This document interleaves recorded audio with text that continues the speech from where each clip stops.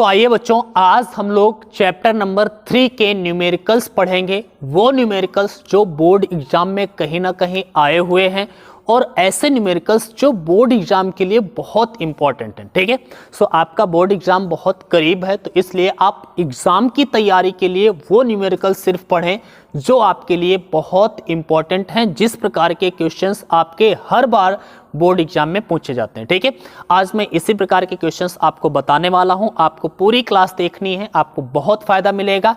एक बात और मैं कहूंगा, अगर आपको क्लास पसंद आती है तो भैया लाइक ज़रूर करिएगा, अपने दोस्तों को भी शेयर करिएगा, और चैनल को अभी तक सब्सक्राइब नहीं किया है तो ज़रूर सब्सक्राइब कर लीजिए। ठीक है, क्योंकि आपके सपोर्ट की इस समय हमें ज़रूरत है। चलो आज की क्लास को शुरू करते हैं। मैंने बहुत अच्छा सा क्वेश्चन लिखा है जो बहुत बार पूछा गया है बोर्ड एग्जाम में। इससे रिलेटेड मैं 2-3 क्वेश्चन मैं आपको और बताऊंगा, इसका कॉन्सेप्ट मैं आपको क्लियर करने वाला हूँ, डोंट वरी। साथ ही साथ में और कुछ क्वेश्चंस लूँगा, बहुत सारे आज क्वेश्चंस लेने वाले हैं, आपके लिए बहुत बेनिफिशियल रहेगी। 20, 30, 25 मिनट की आपकी एक क्लास होती है, तो इसको आप थोड़ा सा स्पीड से भी आप देख सकते हैं, तो जल्दी समय में आप समाप्त कर सकते हैं। ठीक है, चलो शुरू करते हैं आज की क्लास को। सबसे पहला क्वेश्चन आपके सामने है, एक तार का प्रतिरोध R ओम है, यदि तार को खींचकर इसकी लंबाई N गुनी कर दें तो तार का नया प्रतिरोध क्या होगा। ऐसे क्वेश्चन भैया आपके बोर्ड एग्जाम में हर बार पूछा जाता है, लगभग हर बार पूछा जाता है। अब इस ऐसे क्वेश्चन को कभी कह देगा 2 गुनी कर दी जाए, कभी कह देगा 3 गुनी कर दें तो प्रतिरोध, नया प्रतिरोध क्या हो जाएगा, कुछ भी कह सकता है। ठीक है, मैंने यहाँ पर n गुनी कर दिया है, तो n की जगह पर 2 गुनी, 3 गुनी, 4 गुनी जो भी कहेगा आप निकाल लेंगे। ठीक है, और अभी मैं करके भी दिखाऊंगा, एग्जाम्पल्स भी लेकर के दिखाऊंगा, डोंट वरी। सबसे पहले इसको हम करके दिखाते हैं आपको। एक तार का प्रतिरोध है भैया R ओम, ठीक है, और यदि तार को खींचकर इसकी लंबाई को n गुनी कर दें तो इसका नया प्रतिरोध क्या होगा। इसको निकालने के लिए आप क्या करेंगे, एक बात याद रखिए, यदि मान लिया इतना बड़ा कोई तार है, इसकी मोटाई और इसकी लंबाई ये है, ठीक है, जब आप इसको खींच करके लंबा करेंगे, जब आप इसको खींच करके लंबा करेंगे तो ऐसा तो हो नहीं सकता है कि ये लंबा तो हो जाए और इसकी मोटाई कम ना हो। ऐसा हो सकता है क्या, नहीं हो सकता है। अगर आप इसको खींच करके लंबा करेंगे तो अगर इसकी लंबाई बढ़ेगी तो मोटाई कम हो जाएगी, अगर मोटाई बढ़ेगी तो लंबाई कम हो जाएगी, ऐसा तो होना ही है। तो अगर आप इसको खींचते हैं तो इसकी लंबाई तो बढ़ जाएगी, पहली बात, लंबाई बढ़ जाएगी तो मोटाई कम हो जाएगी, मतलब इसका जो ये परिच्छेद क्षेत्रफल होता है वो कम हो जाएगा। समझ पा रहे हैं, जैसे हमने किसी तार को 2 गुना लंबा कर दिया, खींच करके दुगुना कर दिया, तो लंबाई अगर आपने दुगुनी की है तो मोटाई या फिर परिच्छेद क्षेत्रफल उसका आधा हो जाएगा। अगर आपने लंबाई खींच करके 3 गुनी कर दी है तो परिच्छेद क्षेत्रफल तिहाई रह जाएगा। समझ पा रहे ना ये बात। हाँ, तो इसी प्रकार अभी हम मान लेते हैं, माना मैं आपको पहला क्वेश्चन में बिल्कुल विस्तार से बताने वाला हूं, आगे क्वेश्चंस आप देखोगे आंसर दे दोगे, आपको लिखने पेन उठाने की भी जरूरत नहीं पड़ेगी, मैं आपको गारंटी देता हूं। पहला आप क्वेश्चन समझ लीजिए। ठीक है, माना तार की लंबाई जो है, लंबाई वो L है और परिच्छेद क्षेत्रफल जो है उसको हमने A कहा। ठीक है, और तार का जो मतलब वो कहते हैं विशिष्ट आवेश, ठीक है, जिसे हम लोग रो से व्यक्त करते हैं। तो आपने प्रतिरोध का फॉर्मूला पढ़ा होगा, R = rho into L upon A। मैंने लेक्चर नंबर 1 में, इसके पहले वाले लेक्चर में मैंने ये बताया था आपको, और अगर आपने वो लेक्चर नहीं देखा तो भैया डिस्क्रिप्शन में जाओ, मैंने वो लेक्चर दिया है, प्रीवियस लेक्चर के नाम से आपको मिल जाएगा। ठीक है, और अगर मतलब चैप्टर नंबर 3 की एक प्लेलिस्ट मिल जाएगी, चैप्टर नंबर 2 की भी मिल जाएगी, चैप्टर नंबर 1 की भी मिल जाएगी यार, जिसके न्यूमेरिकल आप पढ़ना चाहते हैं आप पढ़ सकते हैं। ठीक है, तो R = क्या होता है, रो इंटू L अपान A, ये आपके पास फार्मूला होता है। ठीक है, ये अभी प्रतिरोध है, R जो है पहले वाला प्रतिरोध है, प्रारंभिक प्रतिरोध। अब ध्यान से देखना, जब आप इसको खींचोगे तो नई लंबाई कितनी हो जाएगी, आपको लंबाई कितनी करनी है, N गुनी, पहले L थी, L की N गुनी लंबाई कर देनी है भैया, इसकी लंबाई N गुनी कर दें, पहले L थी और अब कितनी L गुनी हो गई, मतलब NL हो गई। तो ये जो बाद वाली लंबाई है जिसको हम लोग L डैश से लिख सकते हैं, ये जो लंबाई है, ठीक है, वो L डैश से लिख सकते हैं, नई लंबाई। ठीक है, ये क्या है, नई लंबाई क्या हो गई, L डैश, और L डैश कितनी होगी, पहले वाले की N गुनी। ठीक है, और अगर लंबाई n गुनी हो गई है तो भैया नया परिच्छेद क्षेत्रफल कितना हो जाएगा, जिसे हम a डैश लिख सकते हैं। तो पहले तो a था, अब वो बटे में n हो जाएगा। भैया लंबाई अगर बढ़ेगी, गुणा करोगे तो परिच्छेद क्षेत्र में भाग करना होगा उसी से। 3 गुनी लंबाई करोगे तो परिच्छेद क्षेत्रफल a बटे 3 हो जाएगा, तिहाई हो जाएगा। बात समझ पा रहे हैं ना? ठीक है, तो अब नया प्रतिरोध आपको निकालना है, नया प्रतिरोध। और भैया नया प्रतिरोध जो होगा R डैश, वो क्या होगा, रो इंटू एल डैश अपान ए डैश, यही formula, rho into L dash अपान ए डैश। अब जरा आप ध्यान से अगर देखोगे तो R dash rho into L dash की जगह पर एन एल लिख सकते हो, एन इंटू एल, और अपान में ए डैश की जगह पर क्या, सॉरी ए डैश की जगह पर लिख सकते हो ए अपान एन, एन पलट के ऊपर जाएगा, एन एन एन स्क्वायर हो जाएगा। तो क्या आप इसको इस तरह से लिख सकते हो, रो इंटू एल अपान ए, और इंटू में एन स्क्वायर अलग, एल अपान ए, एन एन एन स्क्वायर अलग कर दिया। ठीक है, अब जरा देखिए रो इंटू एल अपान, ये पहले वाला ही तो प्रतिरोध है, ये पहले वाला ही प्रतिरोध है, अर्थात आर डैश बराबर क्या हुआ, ये आर इंटू में एन स्क्वायर, या फिर आर डैश बराबर एन स्क्वायर आर। बात क्लियर है? बात क्लियर है कि नहीं है? भैया नया प्रतिरोध कितना हो जाएगा, एन स्क्वायर आर। अगर पहले प्रतिरोध आर था तो एन लंबाई, एन गुनी लंबाई करने पर उसका प्रतिरोध एन स्क्वायर आर हो जाएगा। ठीक है, अब यहीं पर अगर आप कोई भी एग्जाम्पल ले लो, जैसे मैं बहुत सारे एग्जाम्पल ले सकता हूं, जैसे मैंने कहा कि अगर लंबाई आप दोगुनी कर दो, तो अगर आप लंबाई दोगुनी करोगे तो प्रतिरोध कितना हो जाएगा, तो n की जगह पर आप 2 रख दो, 2 का स्क्वायर 4, तो प्रतिरोध 4 गुना हो जाएगा। अगर आप लंबाई 3 गुनी करोगे तो n की जगह पर आप 3 रखोगे, 3 3 9, तो प्रतिरोध 9 गुना हो जाएगा। बात समझ पा रहे हो?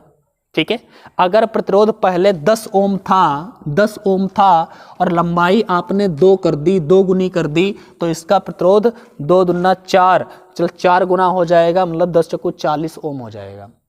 अगर लंबाई आपकी मतलब पहले मान लिया प्रतिरोध 5 ओम था और आपने इसको 3 गुना कर दिया, ठीक है, तो क्या हो जाएगा भैया, 3 3 9, 9 पना 45, 45, 9 गुना होने का मतलब है 5 नमा 45 ओम हो जाएगा।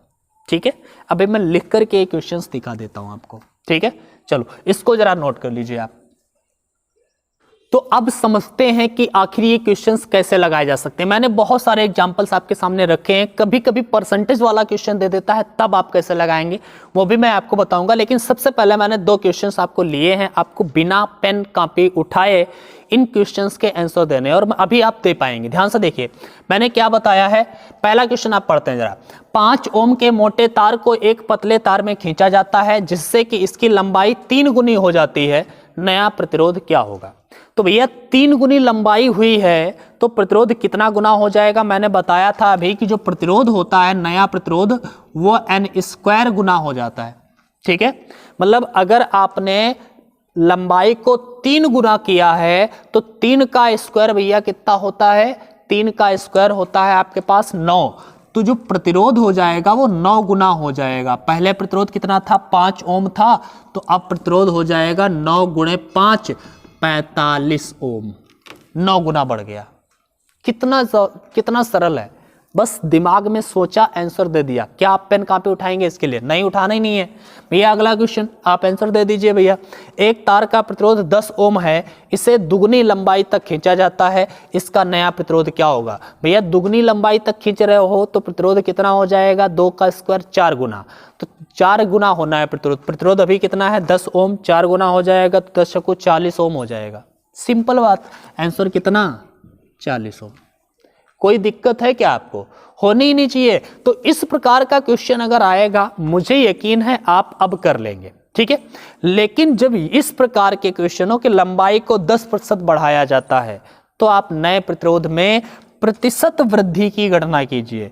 इस प्रकार के जब क्वेश्चन होते हैं भैया तो आप कैसे लगाएंगे अब जरा देखते हैं। ठीक है, इनको हम मिटा देते हैं और ये जो क्वेश्चन है आपके नीचे 2 क्वेश्चन मैंने लिख के रखे हैं, एक मैं बताऊंगा और दूसरे का आप जवाब खुद दे देंगे भाई। ठीक है, खुद दे देंगे। चलो देखते हैं।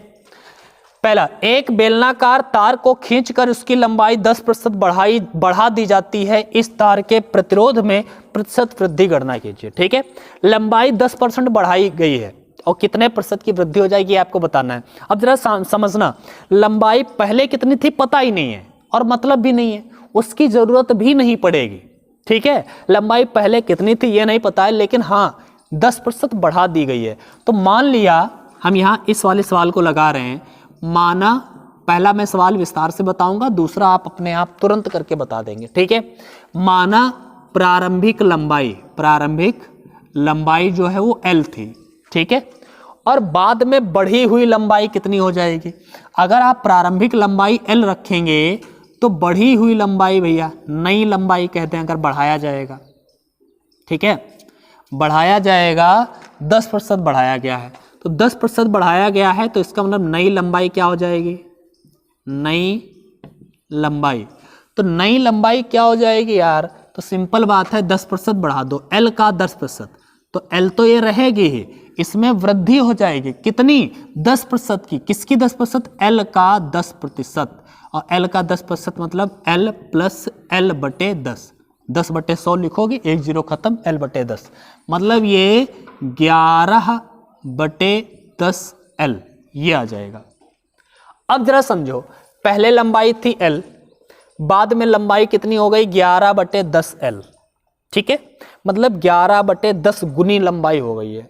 और जब 11 बटे 10 गुनी लंबाई हो जाएगी तो प्रतिरोध कितना हो जाएगा भैया? प्रतिरोध जो होगा इनका स्क्वायर गुना हो जाएगा। समझ पा रहे हैं ना? प्रतिरोध इनका स्क्वायर गुना हो जाएगा। इसका मतलब है कि जो नया प्रतिरोध होगा, देखो लंबाई कितनी बढ़ी, पहले L थी, बाद में अगर हम कहें 2 गुनी हो गई तो 2L लिख देंगे। ठीक है, अब यहाँ पर 11 बटे 10 L है, तो इसका मतलब है कितनी बढ़ी है लंबाई? 11 बटे 10 N, ये N का वैल्यू है। ठीक है, यही तो हमारा N का वैल्यू है, यही तो हमारा N का वैल्यू है, इतने गुनी बढ़ी है लंबाई। ठीक है, तो R डैश बराबर क्या होगा? N स्क्वायर R होता है, तो N मतलब 11 बटे 10 का स्क्वायर R, यही तो हो जाएगा। मतलब भैया 11 ग्राम 121 बटे 10 का स्क्वायर 100 R। तो अगर पहले प्रतिरोध R होता तो अब प्रतिरोध कितना हो जाता? 121 बटे 100 R हो जाता। लेकिन ये आपसे प्रतिरोध कितना हो गया ये नहीं पूछा है, कितने प्रतिशत की वृद्धि हुई है, प्रतिरोध में कितने प्रतिशत की वृद्धि हुई है, नए प्रतिरोध में वृद्धि का प्रतिशत बताइए। तो वृद्धि का प्रतिशत निकालने के लिए आप हमेशा ये मान लेना, जो भी आप यहाँ पर आपकी संख्या आएगी उसमें से नीचे वाले को मान लेना ये पहले था प्रतिरोध और ये वाला बाद वाला प्रतिरोध है, ऊपर वाला। तो हम मान के चलते हैं कि 100 जो था वो पहले का प्रतिरोध था। ठीक है, और बाद में जो प्रतिरोध आया है वो आया है 121 आया है। ठीक है, कितने की वृद्धि हुई है भैया? 21 की वृद्धि हुई है। तो भैया सीधे सीधे हम कह सकते हैं कि 21% की वृद्धि हुई है। लेकिन प्रतिशत ऐसे नहीं है, घटा करके तुरंत प्रतिशत नहीं बताया जाता है। ये यहाँ पर तो 100 था तो हमने बता दिया। अब ये जो 21 की वृद्धि हुई है, 21 की वृद्धि हुई है, 21 प्रतिरोध बढ़ा है, कितने में से बढ़ा है? 100 में से। इसका कितना प्रतिशत है ऐसे निकालते हैं। तो अगर आप प्रतिशत निकालना चाहते हैं तो जितना बढ़ा है वो तो लिखेंगे, कितना बढ़ा? 21 बढ़ गया तो 21 लिखेंगे, नीचे जितना पहले था वो लिखेंगे और गुणे में 100 लिखेंगे, और तब आपका परसेंटेज निकल के आएगा 21%। अभी यहाँ पर 100 है तो 100 कोई टेंशन नहीं है कि 21 ही सीधे सीधे आ गया है। अगर यहाँ पर और कुछ होता तो फिर आप 21 नहीं कहते और कुछ कहते। बात समझ पा रहे हैं ना? जैसे नीचे वाला अगर हम क्वेश्चन लें तो इसमें आप समझ पाओगे इसमें से। ठीक है, हमें करना क्या है? सबसे पहले कुछ नहीं करना यार, L है। ठीक है, L है, मैंने L लंबाई मानी, बाद में लंबाई कितनी हो जाएगी? L में जितने परसेंट की वृद्धि करना है उतना जोड़ दो। कितने परसेंट? 10%। 10% का मतलब होता है 1/10। ठीक है, L बटे 10, तो L बटे 10 कर दिया भैया, जोड़ोगे तो 11 बटे 10 हो गया। तो 11 बटे 10 ये N का वैल्यू है, आप समझ लीजिए। N का वैल्यू अगर 11 बटे 10 है तो N स्क्वायर होगा तो 121 बटे 100 हो जाएगा। ये पहले का प्रतिरोध, ये बाद का प्रतिरोध, ये मान के चलते हैं परसेंटेज निकालने के लिए। दिया तो नहीं था हमारे पास प्रतिरोध, ना ही ये एक्चुअल में पहले का प्रतिरोध है, ठीक है। ये मान के चलते हैं ये पहले का प्रतिरोध है, ये बाद का प्रतिरोध है। कितना बढ़ गया है ये हमें पता करना है। 21 बढ़ा है, कितने में से? 100 में से गुणे में 100, परसेंटेज निकालना है तो गुणे में 100, ठीक है। ऐसे ही अगर हम इस वाले क्वेश्चन की बात करें, देखिए नीचे वाले की, आप हलवा कर देंगे, आराम से कर देंगे। आप अगर अपने आप कर सकते हो तो जरा कमेंट करके ज़रूर बताइएगा कि यस सर हमने अपने आप कर लिया था, और मैं उन बच्चों को ज़रूर बताऊंगा जो बेचारे नहीं कर पा रहे होंगे। डोंट वरी, मैं करके आपको बता रहा हूं बच्चों, टेंशन नहीं लेना है। यहाँ पर दिया किसी धातु के 20 सेंटीमीटर लंबे तार को खींचकर इसकी लंबाई 25% बढ़ा दी जाती है, नए तार में के प्रतिरोध में प्रतिशत वृद्धि की गणना कीजिए। अच्छा, यहाँ पर लंबाई 20 सेंटीमीटर दे दिया है, जरूरी नहीं है ना भी देता तब भी हम वही परसेंटेज निकालते। देखो इस वाले में लंबाई नहीं दी थी तब भी हमने प्रतिशत बता दिया था, इसमें लंबाई दी है तो इसका कोई यूज होना नहीं है, कोई मतलब नहीं है, इससे हम एल ही मान करके चलेंगे। अगर 20 सेंटीमीटर लेंगे तो और हमें ही दिक्कत होगी, ठीक है। तो मान लेते हैं पहले था एल लंबाई, बाद में कितनी 25% बढ़ गई, तो 25% बढ़ने का मतलब है एल का 25%। तो भैया L में जब L/4 जोड़ोगे तो 5/4 हो जाएगा L, मतलब N का मान कितना है 5/4। N का मान अगर 5/4 है तो हमें पता है N² R के हिसाब से 25/4 का स्क्वायर 16, भैया N² होगा तो 16 R, ठीक है। कितनी पहले का प्रतिरोध हम मान के चलेंगे 16 था, बाद में प्रतिरोध हो गया 25, कितना बढ़ गया, कितना बढ़ गया, तो बढ़ गया है 9, ठीक है। कितने में से 9 बढ़ गया है, तो पहले 16 था ना, पहले 16 था, बाद का 25 हो गया है, तो 16 से 25 9 बढ़ गया है। कितने में से 9 बढ़ा है? 16 में से, तो 16 ऊपर गुणे में 100, इसको आप कैंसल आउट करोगे 4 25 25 नमा 225 बटे में 4 कैंसिल आउट कर लोगे 56 कुछ आएगा, आप आंसर लिख लोगे, ठीक है। मेरे ख्याल से आप समझ पाओगे 56.25 आता है, ठीक है, परसेंट। तो कितने प्रतिशत की वृद्धि हुई? 56.25% की वृद्धि हुई। मेरे ख्याल से अब आपको ये क्वेश्चन क्लियर हो गए होंगे कि आखिर ये क्वेश्चंस कैसे आपको सॉल्व करना है। चलो, अगर आप ये क्वेश्चन सीख गए, क्योंकि ये बहुत इंपॉर्टेंट क्वेश्चन था, इस प्रकार के क्वेश्चंस आपके पूछे ही जाते हैं, ठीक है, तो बहुत अच्छी बात है। आज की आगे के क्वेश्चंस लेते हैं, अलग प्रकार के क्वेश्चंस और किस प्रकार के क्वेश्चन पूछे जाते हैं। सबसे पहले आप इसको जरा स्क्रीनशॉट लीजिए, हम आगे बढ़ते हैं आगे के क्वेश्चंस की ओर। तो बच्चों अगला सवाल आपके सामने है, ध्यान से देखिएगा। संलग्न चित्र में प्रदर्शित परिपथ में शक्ति ह्रास की गणना कीजिए। भैया शक्ति ह्रास की हमें गणना करनी है, लेकिन आपके सामने इस प्रकार का परिपथ दिया गया है। इसमें क्या क्या दिया है जरा समझिए, ठीक है। सबसे पहले आपको वोल्टेज दे दिया गया है, विभवांतर आपको दिया गया है 10 वोल्ट, ठीक है, तो आपको ये दिया है, और इनका प्रतिरोध दिया है, लेकिन हमें इनका तुल्य प्रतिरोध चाहिए। तो सबसे पहले तो हमें तुल्य प्रतिरोध चाहिए, आप R निकालेंगे यहां से, ठीक है, और जैसे ही V और R पता हो जाएगा तो शक्ति का फॉर्मूला या शक्ति ह्रास का फॉर्मूला आपको R और V के पदों में पता होगा। क्या होता है? शक्ति बराबर में P बराबर में V²/R होता है। क्या होता है? V²/R होता है। तो सबसे पहले V तो चलो हमें पता है, R को हमें निकालना है। कैसे निकालोगे ये जरा ध्यान से देखिएगा। हमें आप ये बताइएगा आप इनको किस क्रम में जोड़ेंगे, श्रेणी क्रम में, समांतर क्रम में? सिंपल बात है। आप यहाँ पर अगर आप देखेंगे तो ये 5 ओम और ये 5 ओम, भैया ये श्रेणी क्रम में नहीं है, समांतर क्रम में है। श्रेणी क्रम में क्या होता है, समांतर क्रम में क्या होता है? समांतर क्रम में ये होता है कि किसी एक, दोनों एक सिरे किसी एक, मतलब दोनों प्रतिरोधों के एक सिरे एक बिंदु से और दूसरे सिरे किसी दूसरे बिंदु से जुड़े हों, तो इसे हम समांतर क्रम कहते हैं। अब जरा ध्यान से देखना, इस वाले प्रतिरोध का ये सिरा और इस वाले प्रतिरोध का ये सिरा एक बिंदु से जुड़ा है, ठीक है, किसी एक ही बिंदु से जुड़ा है, और इनका ये सिरा और इनका ये सिरा मिला करके गए हैं किसी एक ही बिंदु से जुड़े हैं। बीच में कोई प्रतिरोध तो पड़ा नहीं है, बीच में कोई बैटरी नहीं पड़ी, कोई प्रतिरोध नहीं पड़ा। इसका मतलब है ये भी जाकर के एक ही बिंदु से ही जुड़े हुए हैं। तो इस तरह से हम कह सकते हैं कि 5 ओम और 5 ओम ये दोनों किस क्रम में है? समांतर क्रम में है। और जब समांतर क्रम में है तो इनका जो तुल्य प्रतिरोध होगा, इनका जो तुल्य प्रतिरोध होगा भैया वो कितना हो जाएगा? 5 और 5 समांतर क्रम में आप जब जोड़ोगे तो इनका तुल्य प्रतिरोध हो जाएगा 2.5 ओम। आपको पता है समांतर क्रम में कैसे प्रतिरोधों को जोड़ा जाता है? 1/r1 प्लस 1/r2, यही होता है ना जोड़ने का तरीका। सो 1/r डैश बराबर 1/5 प्लस 1/5 बराबर में 2/5 बराबर में 1/2.5, अर्थात r डैश बराबर में 2.5 ओम।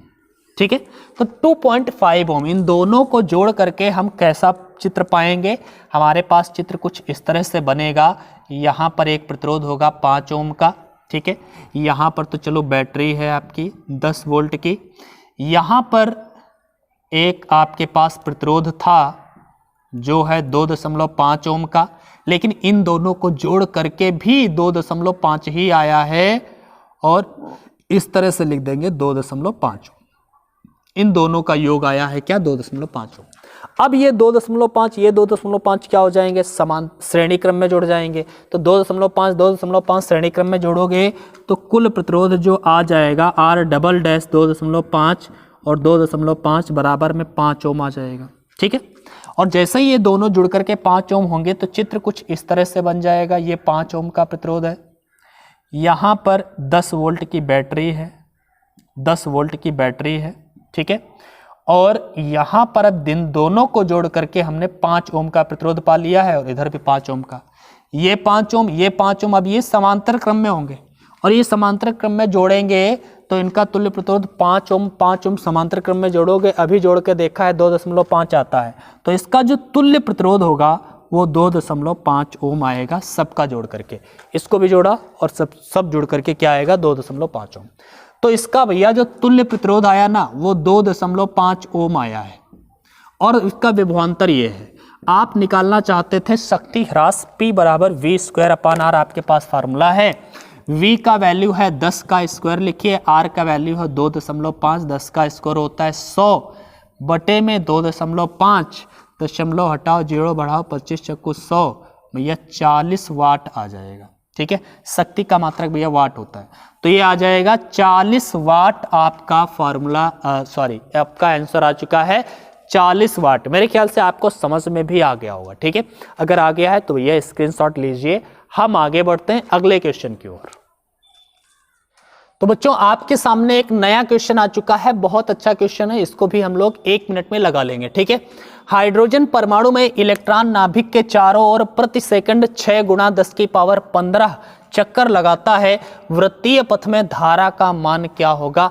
आपको क्या दिया है? इलेक्ट्रॉन नाभिक के चारों ओर प्रति सेकंड की बात की है, तो समय हमारा 1 सेकंड हो गया। प्रति सेकंड मतलब हर 1 सेकंड पर, तो टी आप 1 सेकंड लिख सकते हो। चक्कर कितने लगाता है? चक्करों की संख्या को आप n से लिखोगे, 6 × 10⁻15 चक्कर लगाता है। ठीक है, वृत्तीय पथ में धारा का मान क्या होगा? आपसे पूछा जा रहा है I का वैल्यू। ठीक है, आपने धारा का जो बेसिक फार्मूला है आपने पढ़ा ही होगा, I बराबर में Q/T होता है, और भैया Q बराबर में कहीं ना कहीं NE आपने पढ़ा ही होगा, Q बराबर NE, तो यहाँ पर Q बराबर NE लिख दिया, अपान में T। N का वैल्यू रखिए, E का वैल्यू आपको पता ही होता है, T का वैल्यू आप रखिए, धारा का वैल्यू निकल आएगा। सो I बराबर N की जगह पर आप क्या लिखोगे? भैया लिखा है 6 × 10⁻15 लिखोगे। E की जगह पर E होता है 1.6 × 10⁻−19 कूलाम, ये तो आपको पता ही होगा, और T की जगह पर 1 लिखोगे, प्रति सेकंड की बात की थी, तो ये एम्पियर में आ जाएगा। ठीक है, तो I = क्या होगा? 16 × 6 = 96, 9.6 गुणे में 10⁻⁻4 बचेगा भैया, प्लस की 15 माइनस का 19। ठीक है, और बटे में तो कुछ बचेगा नहीं, ये एम्पियर में आया। एक काम करिए, 1 दशमलव और इसको दे दो, यहाँ पर आप इस ऐसे भी कर सकते हो, 0.96 × 10⁻³ एम्पियर, और -3 को आप मिली भी बोल सकते हो, तो ये -3 हटा करके मिली एम्पियर बोल सकते हो। I बराबर 0.96 मिली एम्पियर। ठीक है, तो ये भी इस तरह से आंसर दे सकते हो, या फिर आप ऐसे एम्पियर में देना चाहते हो तो ऐसे भी आंसर दे सकते हो, नो प्रॉब्लम। ठीक है, मेरे ख्याल से आपको समझ में आ गया होगा, बहुत इजी क्वेश्चन था, लेकिन फिर भी कई सारे बच्चे इसमें अटक जाते हैं, तो नो प्रॉब्लम, आप लोग करके देखिएगा, इसका स्क्रीनशॉट ले लो, आगे बढ़े। तो चलो अब देखते हैं अगला क्वेश्चन, अच्छा खासा क्वेश्चन है, जरा पढ़ते हैं एक बार। तांबे के तार में जिसका परिच्छेद क्षेत्रफल 1 मिलीमीटर स्क्वायर है, प्रति मीटर क्यूब 2.5 × 10⁻24 मुक्त इलेक्ट्रॉन है। इसमें 2 एम्पियर की धारा बह रही है, मुक्त इलेक्ट्रॉनों के अपवाह वेग की गणना कीजिए। ठीक है, तो क्या क्या दिया है सबसे पहले देखते हैं। तांबे के तार में जिसका परिच्छेद क्षेत्रफल, भैया परिच्छेद क्षेत्रफल को हम लोग ऐसे लिखते हैं, कितना है 1 मिलीमीटर क्यूब, या फिर आप इसको केवल मीटर क्यूब में बदलोगे सो 1 मिलीमीटर को मीटर में बदलने के लिए 10 की पावर -3 से गुणा करते हैं, लेकिन मिलीमीटर क्यूब है तो भैया 10 की पावर -3 का क्यूब करोगे 10 की पावर -9 हो जाएगा। बात क्लियर है? ठीक है, सॉरी 6 मैंने लिख दिया, 9 हो जाएगा। ठीक है, तो ये मीटर क्यूब में अब आ चुका है। प्रति मीटर क्यूब में मतलब एकांक आयतन में 2.5 गुणा 10 की पावर 24 मुक्त इलेक्ट्रॉन है। मुक्त इलेक्ट्रॉनों की संख्या, एकांक आयतन में इलेक्ट्रॉनों की संख्या का फॉर्मूला क्या है, सॉरी को काहे से व्यक्त करते हैं, एन से, और इसका वैल्यू दिया है 2.5 गुणा 10 की पावर 24। ठीक है, मुक्त इलेक्ट्रॉन है, इसमें 2 एम्पियर की धारा है, भैया धारा है तो 2 एम्पियर की धारा हो गई। ठीक है, मुक्त इलेक्ट्रॉनों के औसत अपवाह वेग की गणना कीजिए। आपको अपवाह वेग ज्ञात करना है, वीडी ज्ञात करना है। आपके सामने एक फॉर्मूला याद आ रहा होगा आपको अपवाह वेग का, जो था VD is equal to EV upon ml into में टाउ, बट इसमें आपको बहुत सारी वैल्यूज पता नहीं है, वी नहीं पता है, टाउ नहीं पता है। आपके सामने एक और फार्मूला होगा I बराबर NEAVD। क्या आप इस फार्मूले का इस्तेमाल कर सकते हैं वीडी निकालने के लिए? I पता है, हाँ पता है, N पता है, हाँ पता है, E तो पता होता ही है इलेक्ट्रॉन का आवेश, A पता है, हाँ पता है, वीडी ज्ञात करना है। तो इस फॉर्मूले का हम लोग इस्तेमाल करेंगे, VD is equal to I बराबर NEAVD। NEAVD से जब हम इस फॉर्मूले को लेंगे तो यह VD बराबर क्या हो जाएगा, I के बटे में NEA चला जाएगा। तो यहाँ पर लिख देते हैं VD बराबर I के बटे में NEA। ठीक है, चलो इसको आप कैलकुलेट कर लेते हैं। I का वैल्यू कितना है भैया, तो 2 है, लिख दो 2। N कितना है आपके पास, 2.5 गुणा 10 की पावर 24 है। ओके, E आपके पास होता है 1.6 गुणा 10 की पावर -19। ओके, A कितना है आपके पास, तो A है 1 गुणे में 10 की पावर -9। ओके, तो अब यहाँ पर आप निकालेंगे इसका वैल्यू जब, तो क्या निकलेगा, आप एक काम करिए, दशमलव हटाइए, 0 बढ़ाइए, और ये भी दशमलव हटा दो और 0 बढ़ा लो यार। ठीक है, दशमलव का काम ही खत्म है। 25 से जब आप काटोगे 200 को, जरा ध्यान से देखो, 25 8 200 होता है, 8 बार जाएगा, 8 बार जाएगा, चलो चला गया। तो 25 8 200 हो गया, और 8 एकम 8, 8 दूनी 16। ठीक है, तो आपके पास क्या बचा, ओवरऑल 1/2, ऊपर 1 बचा, नीचे 2 बचा, और कहीं पर 2 एकम 2 ही रहेगा, 2 ही बचेगा। 10 की पावर और लिख लो, 10 की पावर देखो यार, 19 और 9 हो जाएगा 28, 28 ऊपर जाएगा माइनस का तो प्लस का हो जाएगा 10 की पावर 28, और 10 की पावर 24 ऊपर जाएगा तो 10 की पावर 24 भैया माइनस का हो जाएगा। ठीक है, ओके, तो ये हो गया आपके पास 1/2। 1/2 को आप 0.5 भी लिख सकते हो, गुणे में 10 की पावर कितनी बचेगी भैया, 4 बचेगी। ठीक है, अब आप 10 की पावर 4 इसको दे दोगे तो 5000 लिख दो, या फिर 5 गुणा 10 की पावर 3 लिख दो, मीटर पर सेकंड, मीटर पर सेकंड, ये आपका आ गया आंसर। और मैं आंसर मिला लेता हूँ, 5 मीटर पर सेकंड। भैया इसमें जो आंसर आ रहा है वो 5 मीटर पर सेकंड है, और इसमें जो हमारा लोगों का जो आंसर आया है वो क्या आया है, 5000 मीटर पर सेकंड। 1 मिनट इसका स्पीड चेक करते हैं। ठीक है यार, ठीक है, तो यही हमारा सही आंसर है, नो प्रॉब्लम, बिल्कुल करेक्ट हम लोगों का आंसर है। 5000 मीटर पर सेकंड लिखो, या फिर 5 गुणा 10 की पावर 3 मीटर पर सेकंड। ठीक है, तो ये आपका हो गया आंसर। मेरे ख्याल से आपको ये भी समझ में आ गया होगा। ठीक है, अगर आपको ये सारे क्वेश्चन समझ में आए हैं, आपको कॉन्सेप्ट अच्छे लगे हैं, तो भैया वीडियो को लाइक करके जाइएगा, अपने दोस्तों के साथ यार शेयर ज़रूर कर दिया करो, क्योंकि आपके सपोर्ट की ज़रूरत है। आप हमें सपोर्ट करते रहें, हम आपको ऐसे ही लगातार पढ़ाते रहेंगे। ठीक है, और एक काम करिएगा, अगर आपने चैनल अभी तक सब्सक्राइब नहीं किया तो सब्सक्राइब कर लो, बेल आइकन को ज़रूर प्रेस करिएगा, जिससे आपको आगे आने वाले वीडियोस का नोटिफिकेशन मिल पाएगा। ठीक है, चलो आज की क्लास में बस इतना ही रखते हैं, अगली क्लास में और आगे के क्वेश्चंस लेकर के आएंगे। तब तक के लिए बाय बाय, अपनी पढ़ाई करते रहिए।